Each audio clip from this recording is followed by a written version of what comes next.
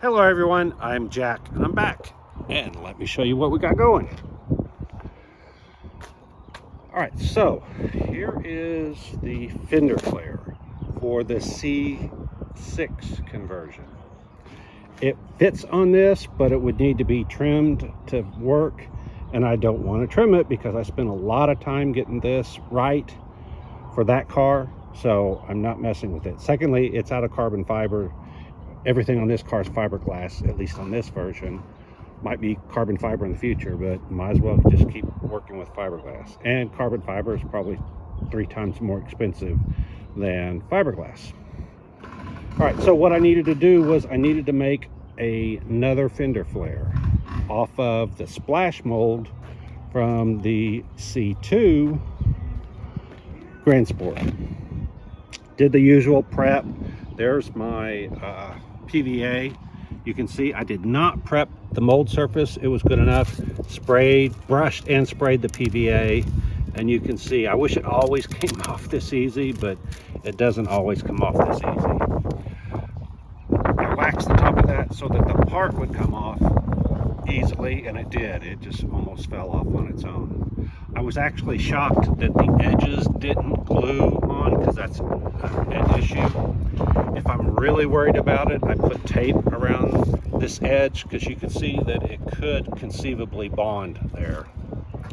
But I didn't have that issue, which is great. All right, so then when I pulled the part, I went, oh, I got some alligatoring here. So you can see right here, this wrinkling is called alligatoring. You can see it's scattered all about. And I was afraid that might happen because I didn't mix up enough gel coat of the gray sandable gel coat. And so I had to mix some more, and anytime you mix and don't do it all in one application the right thickness, you're asking for it to alligator. But then I looked and went, wait a minute. This was a splash mold. And the mold itself is alligatored. See, you can see right there. I mean, it's got quite a bit. But again, this was a splash mold, and I didn't really care, or didn't think I would care. Didn't know I'd be reusing it. Plus, there's cracks in the mold. Again, it got put in storage because I thought I was just going to make this one splash. It's not very thick. It's not reinforced. Anyway, that was kind of good news because it's like, oh, so I'm getting better, I think, at not getting alligatoring. I think almost all of this is straight from the mold. Okay, so then once I did that, this didn't fit on the C8 because of the larger wheel. One, the larger wheel, and two, the actual Grand Sport does not follow the contour of the wheel. It goes off in its own direction, and I didn't want that. I wanted to follow the contour of the wheel, which this one does. So then I knew from doing this, it took me a long time to do this, and as I was making this off of the mold, I went, why did this one take me so long? I mean, you know, pop out a fender flare, trim it a little bit and stick it on here. Well, I found out why. Is while they look a lot alike, they're not. If I take this one, put it over, and by the way, this one's really heavy because I reinforced this back, so that's solid fiberglass right there.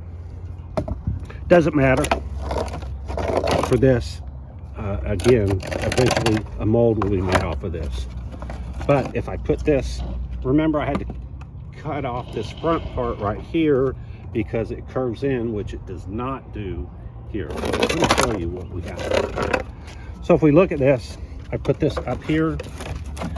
You can see the outline of where it went. Oh, okay, this is, oh, there we go. So the idea is that the front of this meets with the front of that, and then there we go. The seam or bridge or body, whatever, meets there, and then the same thing on the front. But that can't work because it needs to be pushed in, and that right there prevents it from being pushed in. Okay. The other thing is you can see that the body line here on the door, and then that should meet. You can see it's a good inch and a half off. Now if you look up here, I can get some of that, a 1/2 inch to a 3/4 of an inch, taken care of by lowering this. So not a huge issue. I'm trying to see if my 2x4, okay, yeah. All right, so I ended up raising the front up 1.5 inches by putting a 2x4 in here. So that helped by tilting the front up. That tilted the back down a little bit. So that helped to line that up. Okay, so I had to cut this off again because it curves in. And if you look, see, it has the same issue that it doesn't fit. The other thing is I want to go ahead and use the curve of the C8 fender on the front. So that will work just fine.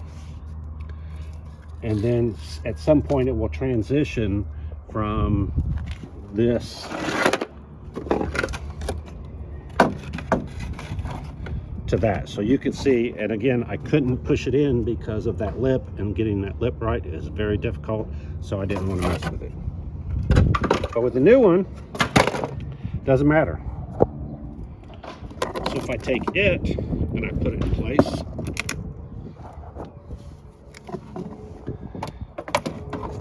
you can see I can make that match. I cut that lip off so that this will go up against there. That line lines up. Then I can manipulate it and make this back line up. Here's the issue. If I get this where it belongs in the front, then it's way off in the back. If I get this where it matches in the back, then it's way off in the front. So that's why it took so long to get that other one right, is I had to cut it and section it. The other thing is it's way too high. If you look, this is pretty much lined up. Well, that really needs to be down another, what is that, 2-3 inches. All right, and then of course when I do that, then this is way off. So what I'm going to have to do is, like I did with the other one, section it and redo the curve. That's what took so long. It's really, really difficult to get a curve to look even, and it's really easy for the eye to spot the curve being off. So if I look at this, again, let me set this down.